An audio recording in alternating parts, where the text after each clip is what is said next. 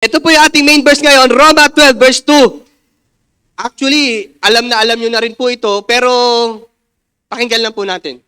Sabi ganun dito, do not conform to the pattern of this world, but be transformed by the renewing of your mind. Then you will be able to test and approve what God's will is His good, pleasing, and perfect will. Sabi ganun doon, do not conform. Ito yung pinupunto ni Apostol Pablo bilang mga mananampalataya, mga na-convert. Ito yung mga talaga Romano na convert, mga believers ng Panginoon at ang paalala ni Pablo sa mga Roma, sabi niya gano'n na huwag kayo umayon sa takbo ng mundo. Dahil itong mundong ito talaga pipilitin kang umayon. Sa ayaw at sa gusto mo, eventually hinihila ka nito. Sabi nga gano'n, mas malakas daw ang negativity. Lalo na pag wala ka kay Kristo. Kaya pag hindi ka nagbantay, talagang magugulat ka, pauwi ka sa pagkaayon sa takbo ng mundo. Kaya ito pong ating title po ngayon, basahin ko na rin po, mabilis lang din po yung message ko. Ito po yung tinatawag na present to have a mindset of Christ. Ibig sabihin po, sabi ganyan, dapat to magkaroon tayo ng present to have a mindset of Christ. Liwanagin po natin, sabi ganun Roma 12:2, dito tayo mag-focus, sabi ganun dito sa bold letter na ito, pakinggan nyo po ito, but be transformed by the renewing of your mind. Ibig sabihin po mga kapatid, kailangan po natin ma-transform, ma-renew ang ating mind kasi hindi pwedeng nabago ka pero yung sistema mo, yung isip mo, ganun pa rin. Tama po ba? Hindi pwedeng na born again ka na, tagal mo na born again, but still, yung ugali, yung character, yung system mo, it's the same at is nung wala ka pa kay Lord. Actually, mahirap mabago pag hindi ka pinangunahan ng Santong Espiritu. Pero sa aral na ito, may mapupulot tayo na alam nyo naman ako, pagka nag-preach, talagang bahala ka, intindihin mo yan, kaya mabago ka dyan sa pag-intinding yan. Pero at the same time, kumbaga, talaga Holy Spirit, pag pinangaral namin, pag hindi mo pinersib yan, ay bahala ka. Salamat kay Lord, talaga kailangan din po talaga nag-upgrade tayo. Hindi ko alam sa iyo kung paniniwalaan niyo ako. Pero ako pinapaniwalaan ko yan eh. Kasi kanya-kanya paniniwala tayo. Basta ako naniniwala ko, Lord, pag-uhusayin ko pa every year, huwigitan ko sarili ko. Kumbaga talaga naglilingkod tayo, ayusin natin. Sabi nga, present to have a mindset of Christ. Dito tayo magfo-focus. But be transformed by the renewing of your mind. Kailangan daw po ma-renew yung ating isip. Hindi katulad na ng dati, na bago ka na. At ito po, sabi ng preset. Actually, ang preset, katulad din ng reset. The same meaning, synonyms. Halos magkakasiling halintulad, pero may nakita ako at na-adapt ko. Yung preset, para sabi ko talagang ibinigay ni Lord. Sabi ganun dito, preset meaning is setting on a device that is adjusted or applied before being used by the manufacturer, especially on electronics, audio, or video equipment. If you don't like the preset, you can customize your own. Ibig sabihin, nung nilabas daw na manufacturer, nakalagay na yung settings na yun. Nandun na siya. At kung ayaw mo, pwede mo daw ito i-customize o baguhin. Ibig sabihin, itong mga bagay nito naka-input na talaga, nakalagay na talaga. At sabing gano'n ng synonyms, ito po yung meaning yan. Earlier o mas maaga. Programmable, napoprogram, napapalitan. At sabi nga, memorize, set, or pre-arrange, pwedeng ayusin, pwedeng baguhin, iset, iayos. Ito yung ibig sabihin ng synonyms o kasing kahulugan ng preset. Para maunawaan natin, para magkaroon tayo ng preset, ay mindset of Christ. At sabing ganon, before we have a wrong preset. Sino po dito nung dati, wala pa kay Jesus Christ, hindi mo pa nasusumpungan, hindi mo pa nakikilala si Jesus Christ, ayos ka na mag-isip. Pero po ba rito, hindi ka pa born again, tapos yung isip mo, righteous, banal, matuwid sa harapan ng Diyos. Actually, sabi ng Bible, all have sinned and fall short for the glory of God. Ibig sabihin, lahat po tayo, we have fall short doon sa standard na meron ng Diyos. At before we have a wrong preset, talagang sa ating nature, tayo may maling sistema sa ating isipan na inimput o nakalagay na, nakadownload na po sa atin. Hindi natin maiiwasan yan, talagang alipin tayo ng kasalanan kasi ipinanganak ka pa lang daw, sabihin mo sa katabi mo, ipinanganak ka pa lang, makasalanan ka na. Di ba, lagi nga po nating naririnig. Sabing ganyan ng ating pastor, tinuturo na rin natin, naririnig na rin natin sa iba, ang bata daw po, hindi mo pa tinuturuan. Pag may nakita, akin yan. Out of nowhere, wala magtuturo. Pag may nakita, akin yan. Ngayon, tinuturuan mo maging tama yung isip o yung kaisipan na hindi sa'yo yan. Ibalik mo yan. Di ba? Kasi minsan matatanda, kahit di sa kanya, akin yan. Wag po, sa bata lang po yan, ha? Baka mamaya pag nakita mo, akin yan. Hindi sa'yo yan. Sa bata lang yon. At sabi ganun dito, ito po, before daw po, we have a wrong precept. Take note this church, ha? Walang isa man sa atin ang matuwid. Lahat po tayo may sistema. Kailangan maunawaan kasi natin eh. Dahil kung hindi natin ito maaayos. Hindi natin ito mababago. At sabi na ganun doon sa Roma chapter 5 verse 10, sabi ganun dito, dati tayo'y mga kaaway ng Diyos. Ngunit tinanggap na niya tayo bilang mga kaibigan sa pamamagitan ng pagkamatay ng kanyang anak. At dahil dito, tiyak na maliligtas tayo sapagkat si Kristo ay buhay. At ang sabi diyan, ito po, dati tayo'y kaaway ng Diyos. Ang liwanag na sinabi ng Roma, before we are enemy of God.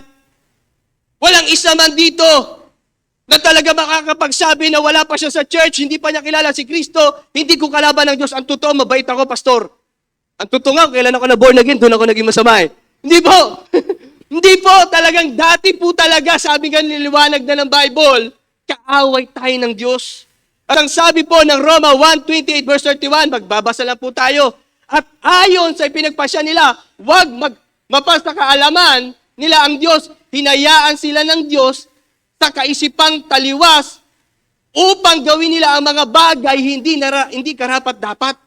Inalaw pala ng Diyos yung mga bagay na yun para gawin nila yung mga bagay na hindi karapat-dapat. In verse 29, sila ay napuspos ng lahat ng uri ng hindi pagiging matuwid, pakikiapid, kasamaan, kasakiman, masasamang hangarin, pagkainggitin, pagpatay, paglalaban-laban, paglililang, hangarin at manakit at pagsisisit o marites. Ito po yung dati nating nature. Talagang inisa-isa. Ito po yung dati na meron tayong default settings, na meron tayo kung sino tayo. Minsan nga akala mo bait-bait, hindi nagsasalita. Pero grabe pala magtanim ng sama na loob. May mga ganyan, hindi nagsasalita, pero kung makapagsalita, ang talim. Meron naman maingay, pero malambot naman. Di po ako yun, ha? Pero mabait. Di ba? Pero yung, alam niyo po, may mga bagay na ito'y tinuturo dito eh. Ipinapakita ko po na kung ano po yung pinupunto ni Pablo at tinuturo ng Bible. At sabi ng Roma 8:30, sila ay mga panirang puri, namumuhi sa Diyos, walang galang, mapagmataas, mayabang, mapaglikha ng masasamang mga bagay at masuwayin sa mga magulang. In verse 31, sila ay mga walang pang-unawa, sumisira sa usapang walang likas na paggiliw, hindi nagpapatawad at mga walang habag. Pastor, bakit mo sinabi yan? Ito po yung dati nating default settings kung sino tayo na wala pa kay Kristo. Ngayon, listen to this church. If you have the character na meron dyan at born again ka na, then it's time to preset our mindset. The Lord has given us the chance to cooperate in the Holy Spirit and through His Word. Pinapayagan ng Diyos ngayon. Kaya po tayo nasa church to equip, to teach, at to obey yung salita ng Diyos. At sabing ganun, all each and every statement we have heard when we are young, every one of these lodge in our subconscious mind, a part of a blueprint that is running in our life. Ito mga bagay na ito, pakinggan niyo po ito, church ha. Ito mga bagay na ito, in our subconscious, wala sa kamalayan mo, hindi mo alam na ang totoo na i-download sa iyo. Na meron pa, born again ka na, pero something na nagiging automatic kasi nakalagay na eh. Hindi mo napapansin na born again ka na. Pupurihin mo si Lord. Pag alis mo ka, pupurihin ka, ganyan-ganyan. We worship, we glorify your name. Paglabas, iirapan na. Diba? Sabi nga ng Bible, kung ang mga pinapansin mo lang, mga kaibig-ibig. Katulad nila, pastor, mga hindi mahirap kausapin. Diba? Pero pag sa mga kagalit mo, ayaw mo na. Parang minsan, parang common, pero ang totoo, pag ikaw yung nandiyan sa sitwasyon, tipong nandiyan ka, di ka binayaran, ang utang sa'yo, di ka binayaran. Diba? Tapos, narinig mo, may sinabing masama sa'yo. Anong response mo?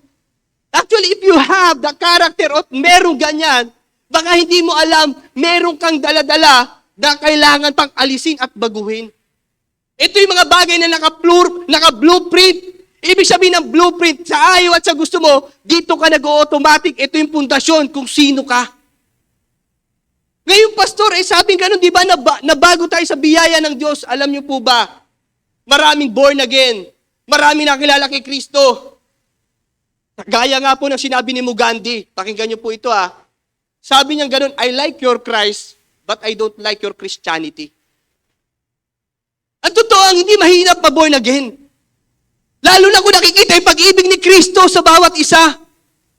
Actually, hindi ako ganito pero kailangan ko ituro ito na hindi po mahirap pag-evangelize. Hindi mahirap pag-share ng gospel. Actually, hindi mo na kailangan lumayo. Kung ano nasasakupan mo, then, be testimony to them. Hindi mo na kailangan ipakita na pupunta ka pa doon, pag-uwi naman sa bahay mo, matitisod lang. Hindi ko sinasabing wala tayong pagkukulang, pero for the glory of God, lahat ng paraan para maipakita mo kung sino si Kristo, then, so be it. Ipakita mo. Minsan kailangan pa natin mag-evangelize, pero pagdating sa sarili nating tahanan, tayo ay sira. Totoo lang po. Actually, sa aming pamilya, hindi ko sinasabing perfecto kami. Pero I make every effort na i-win din po sila. Kasi ang hirap po na naglilingkod kami, na ang totoo po, sabihin ko na po sa inyo, na kami mismo may battle. Totoo, meron kami struggle. Hindi nawawala. Pero salamat sa Diyos, kung ikukumpara ko yung dati sa ngayon, ay sasabihin ko sa inyo, paayos ng paayos. Pabuti ng pabuti. Yung anak nga namin, hindi namin tinuturuan kung paano. Nagulat ako, song leader na pala sa baysa. Kumakanta-kanta. Pero ang totoo, habang kumakanta yung anak ko, I'm very blessed. Nakikita ko, nag-worship siya. Siyempre, bilang magtatay, minsan napapagalit. Pero pag nakikita ko how she served the Lord, nakaka-bless. Isipin mo, kasama mo anak mo, naglilingkod, pati asawa mo, kasama mo. Di ba? At ito po, yung isang magandang bagay. Sa lahat ng mga bagay na paglakad namin, I want to be honest to you, andyan naman ang ating Daddy Blaine, may mga struggle kami. Pero meron kaming mga pastor na pinapakinggan. And then we are willing na yung meron kami na kung tinatawag na blueprint o nakalagay na setting sa aming isip na kailangan baguhin pa rin, pinapahayos namin. May mga paraan po kasi. Alam niyo po, pipilitin ng kaaway, kahit sa oras na ito, ang gagawin ng kaaway sa'yo, yung nandiyan, nakaupo ka, papaisip sa'yo ng kaaway yung nasa labas. Pwede, iba iniisip mo kaya, nagsiselfone ka. Kasi one of the tactic of the evil spirit or Satan, huwag mo malaman yung word of God. At ito pa ang maganda, habang nag-aalam ka ng word of God, ito po ang totoo, pipilitin ka niyang antukin. At hindi po ako nagbibiro. Pag ikaw may word of God, inaanto ka, may problema sa espiritu mo. Hindi pwedeng hindi kasi ang may sakit, hindi kakain yan. Saka nakakita, may sakit, ang lakas kumain. Diba? Walang ganun, ang may sakit, walang gana kumain. Bakit hindi? Kita niyo po, may kakilala po ako, pag may word of God, parang hiniheli na. Hindi po may problema na sa espiritu, di pagod yun. Honestly po, pag yung word of God sa'yo, parang, kasi lagi mo naririnig parang si Lola Basyang. Di ba? Parang alam mo, pagdating sa word of God, parang lalong tumitindi yung kapit mo. Kaya minsan sabi, kapit ka, kapatid. Hindi kapit, dahil masakit yung sasabihin, kapit kasi tutumba Di ba? Honestly po ito pakinggan nyo itong bagay na ito, pagka ganyan, you feel like that, may something na inaatake yung spirit mo. Huwag ka papayag. At ang gusto ng kaaway, akala mo, tinatamad ka lang, akala mo, busy ka lang. No! Ito yung mga bagay na sistema na kailangan natin maunawaan na may sikreto pala. Ano yung pastor? Yung word of God. Kaya napakahalaga ng Thursday. At alam niyo po, huwag kayo mawawala ng gawain. Honestly po, nawawala rin naman po ako, pero ito po, nagpapaalam ako, may dahilan. Isipin niyo po Kung sariling pangarap ko lang din po, ang papastor, pupukusan ko na sa baysa. Pero hindi po, nagdi-disciple po ako, naging dito po sa Manila. Tuloy-tuloy po. Bakit? Hindi ko kasi yan tao. Hindi ko ministeryo yung katawan ko. Nagpapagamit po ako sa Panginoon. At kung saan ako dali ng Panginoon, papagamit ko buhay ko. At ito po, may pagkukulang din, pero church, listen to this.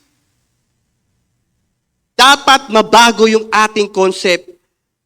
Bago natin pag-aralan kung saan ang galing yan, dapat, yung pre-settings mo, ito yung katuwiran ng iba na nadadaya sila. Ang gusto input sa atin ni Satan, hindi totoo na may impyerno at hindi totoong may langit. Kaya ang gagawin mo, hindi ka mag-evangelize. Kaya dapat aware po tayo. At ang sabi po rito in Genesis chapter 3 verse 1 to 7, ito po yung pre-settings na old settings na mali. Ang sabi po rito, sa lahat ng hayop na lilikha ng Panginoong Diyos, ang ahas ang pinakatuso. Minsan tinanong ng ahas ang babae, totoo bang pinagbabawalan kayo ng Diyos na kumain ng bunga ng alinmang puno sa halamanan? Sumagot ang babae, makakain namin ang kahit anong bunga ng puno rito sa halamanan, maliban lang sa bunga ng puno na nasa gitna ng halamanan, sapagkat sinabi ng Diyos na hindi kami dapat kumain o humipo man lang ng bunga ng punong iyon. Kapag, sabi nga na, in verse 4, pero sinabi ng ahas, hindi totoong mamamatay kayo.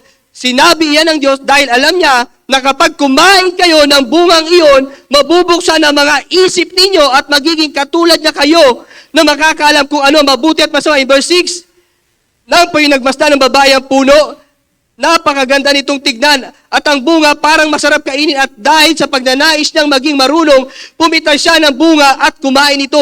Binigyan din niya ang kanyang asawa na kasama.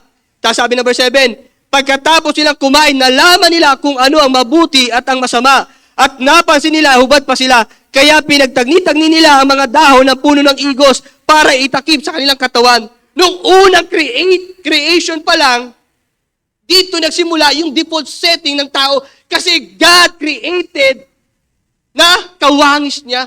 Ito po yung tamang settings Pero nung nilikha ng Diyos si Eva at Adan, pakinggan niyo po ito nagkasala sila dahil dinaya sila ng ahas o ni Satanas. Ngayon pumasok yung default settings na pag pinapanganak yung tao, nandun ay tinatawag na kasalanan na kahit sa ayaw at sa gusto niya, papunta siya sa kasalanan. Kasi sabi ng Bible, John 8:34, ang sino man nagkakasala ay alipin ng kasalanan. Kahit ayaw mo, you are going na magkakasala ka pa talaga kahit subukan mo o hindi, magkakasala ka. Kasi yung talagang default settings natin We have a manufacturer na ipinapanganak ka palang, taglay mo na yung kasalanan yan. At ang sabi rito, pakita niyo po itong blueprint na ito. Itong blueprint na ito po yung tinatawag na, nakita niyo po ba? Sino po na mga engineer dito? Mga siraniko.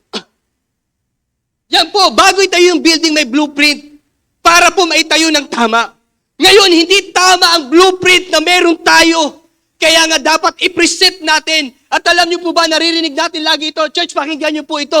Ang Bible daw, darating ang panahon, ang oras at ang araw na hindi sa sulat ng Biblia nakalagay ang salita ng Diyos, kundi yung blueprint na nasa puso ng bawat isa. Ibig sabihin yung Word of God, dala-dala mo na at nakatatak na ito sa iyo every time you walk and you live, every time you wake up, every time you go to your work, every time you go to your friends, naka-blueprint yung salita ng Diyos. Hindi babasahin mo pa, kundi nakatatak na. Kasi bakit po? Bakit, Pastor? Hindi naman kailangan patalinuhan Yes, mahalaga po ito sa mga nagtuturo. Pero sa mga mananampalataya, you have to live the Word of God. Kasi ito yung pinaka-basic. Kahit ang tagal mo na. Ang tagal mo na sa church, if you are not changing, wala kang binago. Yes, ang totoo na born again ka, pero yung isip mo, ganun pa rin. Makikita mo, ugali mo, ganun pa rin. Hindi pwedeng hindi. Actually, na-inspire ako sa mensahe ni Daddy Glenn. The only things daw na para magkaroon ka ng new season, personal growth. Totoo po, hindi pwedeng mabago kung wala kang binabago. At alam niyo po, mangmang ang tao na sasabihin niya, pupunta ako rito. Kinabukasan pupunta ako dito. Tapos ang nasa isip niya, ibang destinasyon niya. Hindi po. Ang kailangan mo ipihit ng konti para maging iba yung resulta o iba yung mapupuntahan mo. Ang kailangan din, ganun din sa Word of God, yung pre-settings, kailangan kinukustomize. Kailangan dinadagdagan ng Word of God habang tumatagal ka, hindi lang John 3:16 ang alam mo. Diba? Kung di may alam ka ng Roma 3:23, Roma 6:23, Roma 10:9, at habang lumalalim ka, tumadagdag ng revelation. Ibig sabihin, hindi pwedeng lumalalim ka kay Kristo, pero hindi lumalalim yung kaalaman mo sa Diyos. Kasi ang pagkilala sa Panginoong Diyos ay parang balon na hindi matatarok na wag mong sabihin, kilala ko na si Kristo. Bakit? Glorified body ka na ba? Ikaw ba yung tipong pagka pumunta sa isang lugar, hindi ka na magkakasala? Mahirap yan. Kahit po kami, pinipili namin yung mga lugar. Kasi baka mamaya, akala mo, kaya mo ang totoo, walang malakas sa kasalanan pag hindi na nanalangin. Ngayon, itong blueprint na ito, kailangan ma-customize, church. Ito yung isa sa mga keywords. Yung blueprint na meron ka sa ayaw at sa gusto mo, it will produce who you are. Nasa ayaw at sa gusto mo, kailangan mo palitan yung blueprint na yan. Sa paanong paraan, pastor, kailangan lamanan mo ng salita ng Diyos para ma-present. Hindi pwedeng hindi. Honestly, ako po, hindi na, 3 years pa lang ako nagsuserve, pero na-born again, tagal, kaya ko nga i-quote eh. Pero hindi porket kaya ko na i-quote, alam ko na, malalim na nga ako at maunawa. Hindi po. Hindi na relevant yung alam ko dati sa alam dapat ngayon. Kasi nagbabago eh. Kailangan din po talagang isa sa mga inilalagay ko sa puso ko, tinutulong, kailangan mabago kung paano ko mag-isip, paano ko mausap ng tao. Hindi madali. Pero alam niyo po, pag itinaga mo, eventually, may resulta yan eh. At ganun din po ang bawat isa. Ang pagbabago, tandaan niyo po to, intentional. Hindi gusto ko maglingkod, pero wala kang aksyon. Intentional. Gusto ko maging tapat. Kailangan talagang sigurado ka at gusto mo at ginagawa mo. Hindi pwedeng nandiyan ka kasi ang totoo, wala kang hinihintay, ikaw ang hinihintay para mangyari yung bagay na yun. Wala kang hinihintay na ibang bagay para ma-reconstruct yan, kailangan mo simulan. Kasi if you don't start, then nothing will change. Kung gusto mo magbago ka. Yun lang naman po eh, na kahit anong tagal mo dyan, pero ang totoo po, ang paglilingkod sa Diyos, tao, kaluluwa, dali natin kay Kristo, sa paanan ni Kristo. Misa gusto natin tumalino, basahin mo ang Bible, si Jesus Christ is a man with a mission and purpose. He lived in he ministered in 3.5 years. Hindi niya na pinahaba. Kasi naunawaan niya kung saan eh. Hindi niya na nilaro. Laging tinuturo ng ating Daddy Glenn. Sabi niya gano'n, kung mas maunawaan ko yung alam ko ngayon. Sabi niya gano'n, nung ako'y bata, mas malawak at mas malago pa sana yung gagawin ni Lord sa akin. Pero mga bagay na natutunan niya, na ipinapasa sa atin, then be lesson to us na naging start ng ministry o gustong mag-ministry. Kasi wala kang hinihintay na anong opportunity ang hinihintay. No! Itong oras na to is an opportunity na pastor, gusto ko po magpagamit, gusto ko po magbigay, gusto ko po mag-pray, then start! Kasi kailangan mo i-reconstruct eh. Hindi mababago yung habit kung wala kang babaguing habit. At ang sabi po rito, next po, wala yung ano ko eh.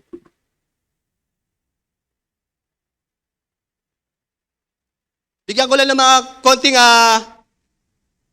words para magkaroon tayo ng pangunawa kung ano ba itong dapat makasalo natin. How to have a present mindset of Christ. Paano daw po magkaroon ng mindset ni Kristo? Accept the grace of God. Unang-una, tanungin ko po kayo, tayo po ba ay born again na talaga? Tinanggap na ba natin yung biyaya ng Diyos? Kasi nagsisimula yan lagi dahil sa kahabagan ni Lord kaya tayo nabago. Then be sure na ikay born again na nga. Paano, pastor? Yung Espiritu ng Diyos at Espiritu mo nagpapatunay. At alam mo rin yan, hindi mo madadaya.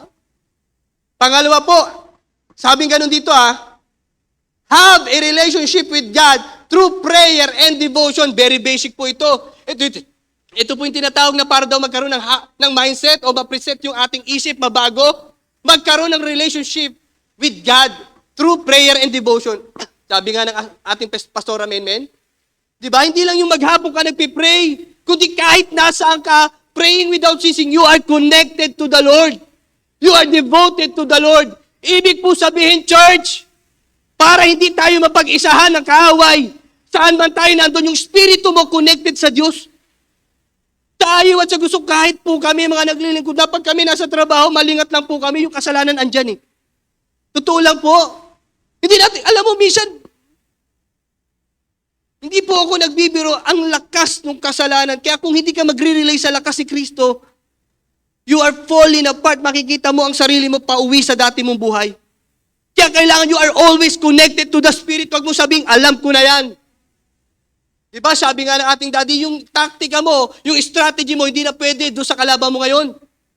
Eh, alam niya na yung style mo, hindi ka magkakasala dito. Sige, bigyan kita ng ibang style. Si Eva at Adan nga, glorified body, walang kasalanan na isahan eh. Ikaw pa. Diba? Ikaw, hindi tayo magkakasala pag pangit. Pero depende, pag may maganda o gwapo, ibang usapan na yun, pastor. Diba? Yung pera, hindi ka magkakasala pag maliit, pero pag malaki, iba na yan. Kumbaga, na-maximize, hindi dapat ganon, church. Ngayon, kailangan yung taktikang iyon, kailangan consistent kang nakarelay sa Holy Spirit. Huwag mong sabing, alam ko na tong laban na to. Kasi maraming natatalo sa labanan, katulad nga ni David, nung sinabi ng ating daddy, dahil akala niya, tinalo niya at matatalo niya ulit. No. Church, be mindful of this. Hindi porkit strong na kayo mag-asawa, isang gano'n lang, sasabihin ko po sa inyo, pwedeng masira yan. Kaya always consistent prayer and devotion, napakahalaga. At ang sabi po rito, tingnan niyo po ito Pangsunod po, read the Bible and know the truth. Meditate day and night. Ito po yung tinatawag na basahin yung Bible, i-meditate, alamin yung tama. Mahalaga din po i-meditate. Ito isang advice ko po sa inyo. Para magkaroon ng bagong ugali, bagong kaisipan, napakahalaga po ng meditation. Promise po, ang tawag po dyan, memory verse. Basic po ito, i-memory verse mo, kahit nasaan ka, i-memorize mo. Bandang huli, magugulat ka. Ang tawag dito, minumold ka ng Holy Spirit doon sa alam mo at kumikilos to sa isip mo hanggang dinadownload sa puso mo hanggang magugulat ka, ina-apply mo na. Totoo po. Nakakala mo wala lang. But something na pag may laban, pero dahil paulit-ulit mo minimeditate, biglang pumapasok isip mo. Hanggang batang huli, Alam mo, hindi ka nahihirapan. Alam mo kung bakit? Kasi you are equipped and fully armor in the Word of God. At mahalaga po, paalala po, kailangan meditate. Lalo na ang tao ngayon. Pakinggan niyo po ito madali makalimot. Paglabas mo lang, sumakay ka ng jeep, hindi mo na alamin yung Word of God. Kaya kasunod po, ito po yung next. Sabi po, applying the Word of God. Mahalaga, pagka na-meditate yung Word of God, i-apply yung salita ng Diyos. How to have preset mindset, Kailangan kasi po itong mga bagay na ito, very practical para may apply natin. Di ba nabasa yung Word of God? I-apply. Sino po rito yung ina-apply ang Word of God? Yung pag nagdi-devotion ka, Lord, binabasa mo ganyan, kailangan ko po ito baguhin. Honestly, pag nabasa ko yung Word na yon, at nakikita ko kasi alam ko na yun ang pinupunto ni Lord, ang hirap po talaga. Hindi ako plastic na parang hindi siya nabasa mo tapos meron kang idinidil. Hindi siya isang araw, isang linggo. Actually, bumabalik-balik na kailangan mo talagang labanan Kasi sabi ganun ng Bible, resist the devil. Kailangan daw labanan mo, talagang ilayo mo siya, itulak mo, kalabanin mo, and he will flee from you. Mahalaga po nilalabanan talaga Kaya yung mga bagay na idinidil po sa atin ng Diyos, nakakala mo hindi siya lalayo hanggat hindi mo nilalabanan. At ang sabi po, kasunod po, Gawa, chapter 9, personal encounter with Jesus. Ito pinakamahalaga. Pag wala kang personal encounter with Jesus, kahit alam mong Word of God, para ka lang nasa religion. You have to have personal encounter with Jesus. Ito po yung istorya ni Pablo. Gawa, chapter 9, verse 1 to 6. Patapos na rin po ako. Sabi ganun dito, pakinggan niyo po. Patuloy pa rin ang pagbabanta si Saulo sa buhay ng mga tagusunod ng Panginoon. Pinuntahan pa niya ang punong pari at humingi ng mga sulat na ipapakita niya sa mga sambahan ng mga Hudyo sa Damascus bilang katibayan na binibigyan siya ng kapangyarihan, hulihin at dalhin sa Jerusalem ang sino mang makikita niya roon na sumusunod sa pamaraan ni Jesus, lalaki man ito o babae. Kasunod na verse, sabi pong ganun dito, nang malapit na si Saulo sa lungsod ng Damascus, bigla siyang napalibutan ng nakakasilaw na liwanag mula sa langit, natumba siya at may narinig siyang tinig na nagsasabi, Saulo, Saulo, bakit mo ako inuusig? Kasunod po. Sumagot si Saulo, sino po ba kayo? Sinagot siya ng tinig, ako si Jesus na iyong inuusig. In verse 6, tumayo ka at pumunta sa lungsod at doon ay masasabi sa iyo kung ano ang dapat mong gawin. Si Saulo po, nung nagkaroon siya ng tinatawag na personal encounter, nagkaroon siya ng preset mindset. Ang mindset niya before, usigin yung mga mananampalataya o tagasunod ni Kristo. Pag alam niya, nakita niya, may pagsamba doon, may mga Jerusalem o kay mga Hudyo na sumasamba, nag-uusap about kay Kristo, humingi siya ng letter para hulihin sila, para ipakulong o ipapatay. Pero alam niyo po, nung maengkwentro ni Saulo, si Yesu Kristo, yung mindset niya na usigin, si Pablo po ay naging pagpalaganap ng salita ng Diyos. Kasi kahit anong alam mo sa Word of God, kung wala kang karanasan, isipin niyo po si Pablo, kung kilala po natin si Pablo alam niyo po ba si Pablo, ang sabi niya gano'n sa Bible, sabi niya, I count it all loss. Itinuring ko walang kabuluhan, makamtan at maranasan ko lamang si Kristo sa aking buhay. Ibig sabihin, lahat ng meron siya, yun yung hinahangad natin. Pero sabi niya, ito'y walang kabuluhan, makamtan ko lang yung higit. Alam niyo kung sino? Si Kristo. Walang masama po, church, pakinggan niyo po ako. We are after do sa business, sa blessing. Okay po yan. Kasi kahit po kami, gusto, sabi ko nga sa asawa ko, susuportahan kita sa ganyang bagay. Kasi gusto natin pagpalain eh. Pero if you are after the blessing, at hindi mo na, inuuna mo na yung blessing, kesa doon sa nagbibigay ng blessing, mahirapan ka. No. Kasi baka dumating yung time. Alam niyo po ba, pag hindi mo alam kung para saan yung purpose at mission mo, hindi mo kaya mag-yes at mag-no. Madali mag-yes, mga opportunity, pero yung mag-no ka, ayan ang challenge. Yung tatanggap ka ng malaki, magiging patuto ka sa church, baka mamaya ito yung way para one-way ticket, para mapalayo ka sa Panginoon. Dapat be watchful po. At ang sabi pong ganun dito, patapos na rin po, Gawa chapter 9 verse 9, na 3 araw siyang hindi nakakita at hindi siya kumain o uminom.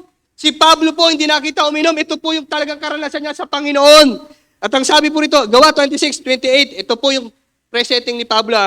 Sumagot si Agripa, baka ang akala mo'y madali mo akong mahikayat na maging Kristiyano. Ito si Haring Agripa, kaharap niya na, very bold si Pablo. Sinabi ni Agripa, baka akala mo mahikayat mo akong ma-born again, pumunta sa Jesus the Gospel Church. Baka yan ang akala mo. At ang kasunod po rito, sabi ganon, in 26:20, sumagot si Pablo, ang kahilingan ko sa Diyos, mangyari man ito agad o hindi, ay hindi lang po kayo, kundi ang lahat ding mga nakakarinig ng salita ng Diyos. Ibig sabihin, ang desire ni Pablo, he after na i-preach yung gospel.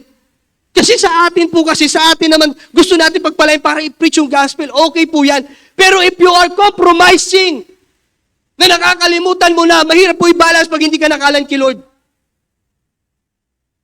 Hindi po ako magsisinungaling. Alam niyo po, hindi po kami ganun kayaman o siyempre, hindi naman ganun yung pre-settings namin eh. We have a blueprint na galing kami sa hindi ganun karangya. Nahihirapan kami baguhin yun. Pero ako naniniwala, wala imposible sa Diyos. Kasi yun ang pinaniniwalaan kong Diyos eh. Sabi ni Daddy, ganyan-ganyan. Ako, perceive lang ako ng perceive eh. Basta bahala kayo, maniniwala ako. Kasi kung ayaw niyo paniwalaan, paniniwalaan ko yan. Talagang ito yung bagay. Pastor, bakit mo sinasabi yan? Ito yung mga bagay na kung saan, hindi madali sa amin yung bagay na yun. Pero, kahit painan mo kami. Ito, pagpapalain ka, maganda opportunity to. Mas makakapaglingkod. Pero kung alam namin, it will destroy, it will take away our calling, papapalayo kami sa Diyos. Nasa pulpito ko, kaya kong sabihin, hindi ko kailangan yan. Kahit wala makain pamilya ko, hindi ko kailangan yan. Siguro sabihin ng iba, Pastor, kilala niyo naman, Pastor, parang napaka-awkward. Kanya-kanya time faith eh.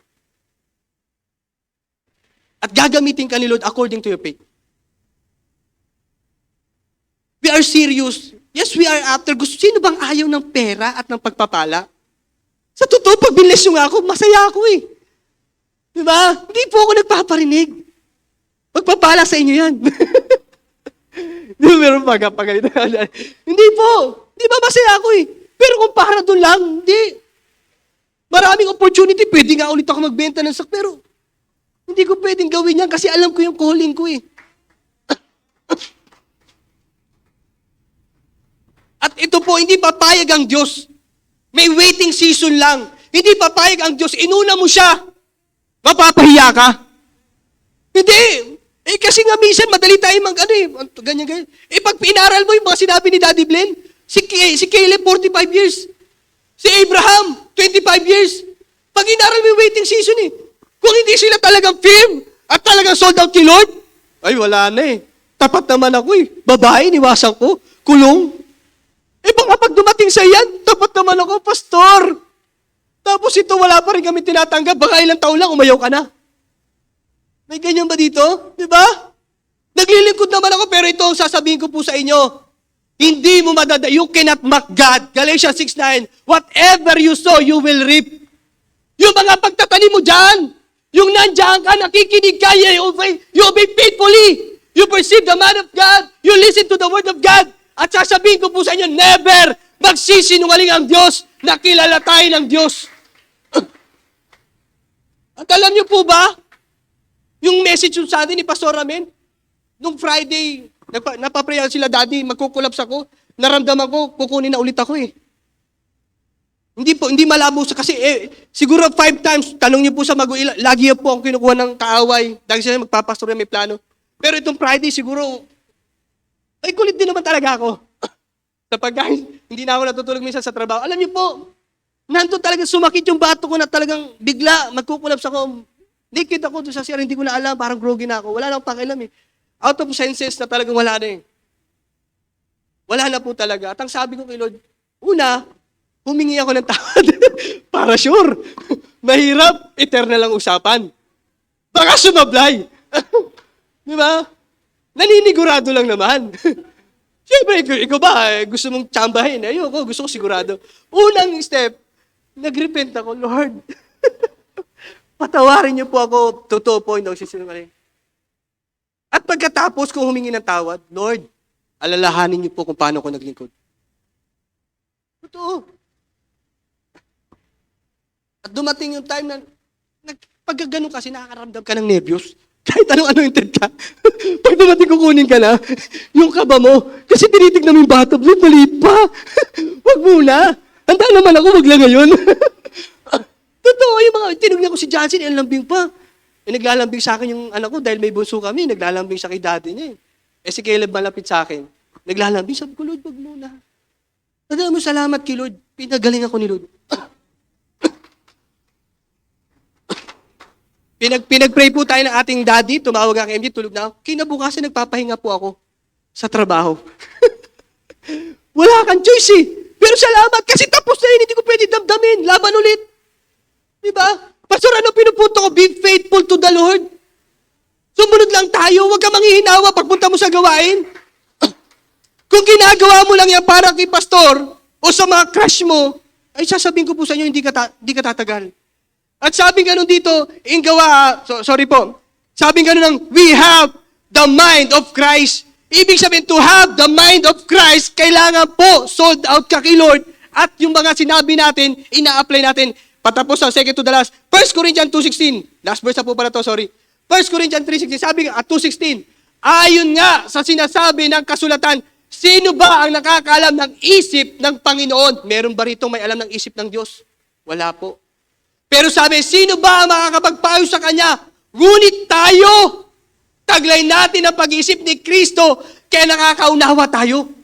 Ibig sabihin, church, ay hindi ata ako naintindihan. Sabihin mo nga sa katabi mo, kapatid, alam mo ba kung anong isip meron ka? Ito yung isip na hindi motivational. Minomotivate. Alam niyo po, marami nga sa YouTube na imomotivate ka. Ikaw naman, parang nakarinig ka. Magbi-business ako. Kahit hindi mo gusto mag-business, narinig mo, na-motivate ka eh. Alamin mo muna kung kalooban ba ni Lord dyan. Need ka ng load dahil ang gaganda, lahat. Napanit mong nagmamotivate rapper, gusto mo maging rapper. Gusto magtayo ng entrepreneur. Si RDR, okay naman. Tapos yung in-check na talaga sa networking, gusto mo rin. Pero hindi mo ba alam, you have a mind of Christ? Alam niyo po ba, sabing ganun, balik ako yung verse ko, do not conform to the pattern of this world.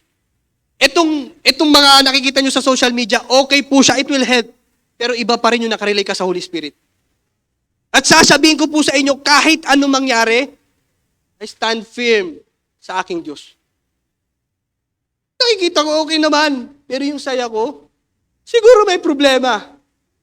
Natural yan eh. Kasi pag wala daw problema, matakot ka. Pero ito po sasabihin ko po sa inyo, every time or every day, I enjoy my life. Siguro mas marami ka nabubunot, pero hintayin mo. Malay mo bukas. Di ba? Kasi tapat si Lord eh. Pero ano pinupunto ko, Pastor? Dapat, church, kung gusto mong may mabago sa'yo, alamin mo salita ng Diyos. Dito ako magtatapos sa isang hamon na ito. Kung hindi mo i-intentional na mag-aaral ka ng Word of God, hindi ka lalalim, sasabihin ko po sa inyo, tatagal ka lang na mga nakikita ko, ginagamit din po sila. Pero pagtapos, nagmumura. Sabi ko nga, may kamag-anak ako, nagtuturo pa sila. Sanay na sanay siya, tuturo sila. Pero pagtapos, nagmumura, nag-aaway. Bakit? Kasi ito yung old na hindi na pwede sa bago ngayon. At kung gusto nyo sumabay sa lalo na ang church natin, ito na yung season na hindi na pwedeng wala tayong alam sa Word of God. Na pagkausap mo yung tao, yung sharean mo, sasabihin pa sa yung word na i-share mo. Di ba? Isipin mo, tinawag kang leader, pero uunahan ka pa mag-share sa Word of God. Pastor, ano ba yung ganyan? Hindi.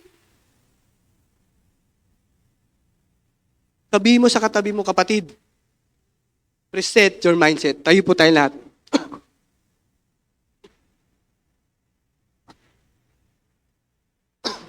Hindi naman po, honestly, gusto ko lang din talaga mag-pray sa bawat isa. Pero ito po isa sa nakita ko, nakaka-stagnant pag hindi ka lumalago personal. Nakaka-stagnant. Alam mo, one thing, may isa sa napulot ko ngayon, kung hindi ka pwedeng tumakbo, lumakad ka. Kung hindi ka pwedeng lumakad, gumapang ka. Kung hindi ka pwedeng gumapang, sumubsob ka, mag-dive ka doon sa lupa. Pastor, ano pinupunto mo? Sa lahat ng paraan, hangarin mo umabante. Kasi may mga mabilis talaga umabante. Hayaan mo sila. Kasi iba yung oras mo sa oras nila. Ang mahalaga, you are growing every day. You are presetting. Kino-customize mo yung isip mo. Ang mahalaga, you are changing. Nakikita mo, mali ito. Kailangan itong habit na instead na umawa ako ng Facebook, mag-aaral ako. Instead na ipag-usap ako, magpipray ako. Instead na manunod ako ng series, mag-evangelize ako. You are presetting your mind. Ito na yung season na kung saan na hindi natin alam yung oras at ang araw na pwede bukas dumating na si Lord. Na hindi na pa bago-bago na maglilingkod ba ako o hindi. Church,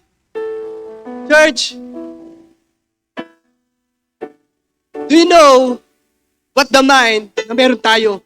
We have the mind of Christ. Nasabing ganun doon. Lahat ng tuhod, lahat ng ay luluhod sa pangalan ni Jesucristo. Ibig sabihin, kung ikaw yung ambassador ni Jesus Christ at you have the mind of Christ, sasabihin ko po sa anong ikakatakot mo. Maaari nakakatakot yung unang hakbang. Pero ang pinakamasarap, yung unang hakbang. Kasi pag tuloy-tuloy na umakbang, wala nang challenge.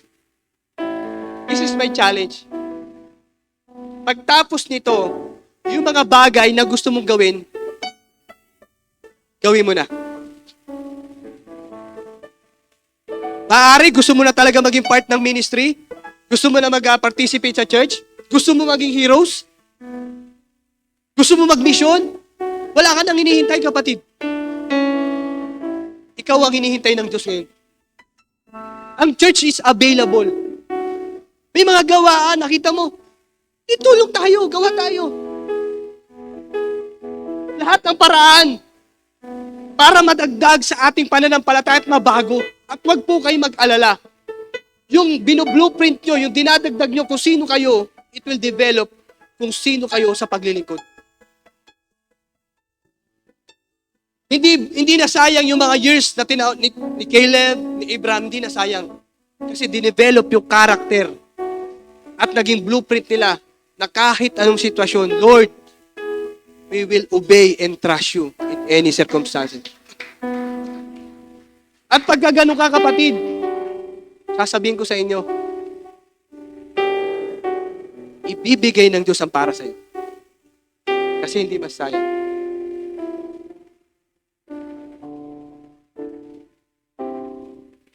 And this is my prayer. Pray lang po ako. Kasi alam ko, naniniwala ako yung sinasabi ng ating, isa sa gusto ko po idagdaga, yung perceiving. Hindi porket matagal na natin kilala si Daddy Blen o yung mga pastor dito. Church, pakinggan niyo po ito Hindi na natin sila paniniwalaan. Kasi hindi porket nakakabiruan natin sila, yun na. Alam niyo po ba, if we perceive, sabing gano'n ng Isaiah 43, 18-19, do you not perceive it?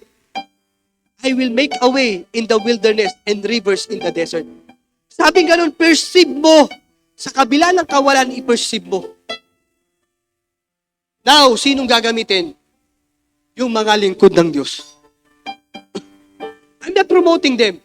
Pero sila yung tinig ng Diyos. At kung hindi natin pakikinggan, alam niyo po, ang preaching ko dapat ngayon is perceiving. Kaya this is my reminders to you. If you want na mabago at marating mo calling mo, pakinggan mo yung lingkod ng Diyos sa buhay mo.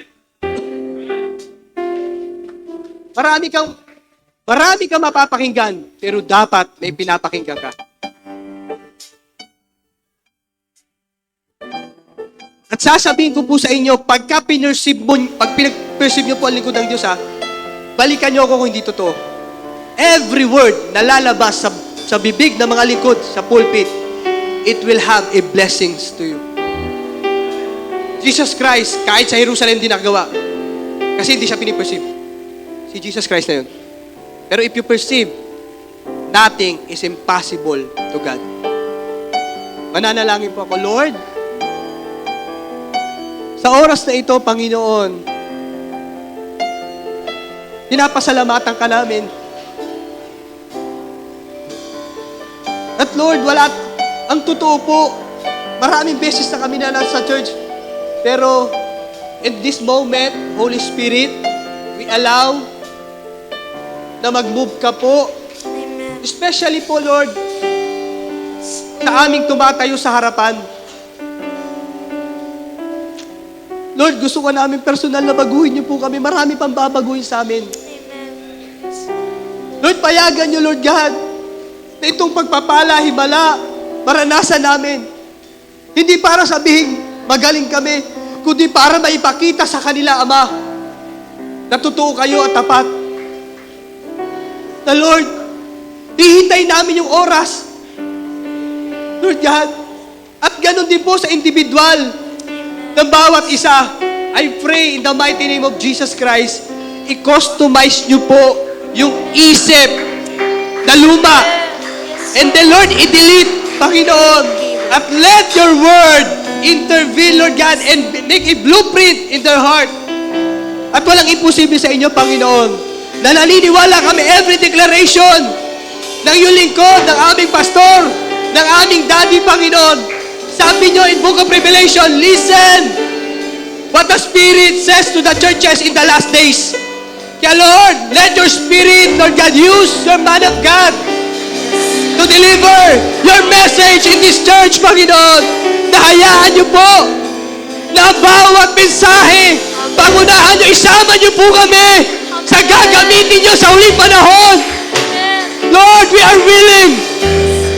Hindi namin alam kung paano, pero Lord, yung proseso, tulungan niyo kami magtagumpay. And then Lord, hayaan mo maitaas ang pangalan niyo sa iglesyang ito. Maraming salamat at naniniwala kami na wala imposible sa inyo. In Jesus' name, Amen. Amen.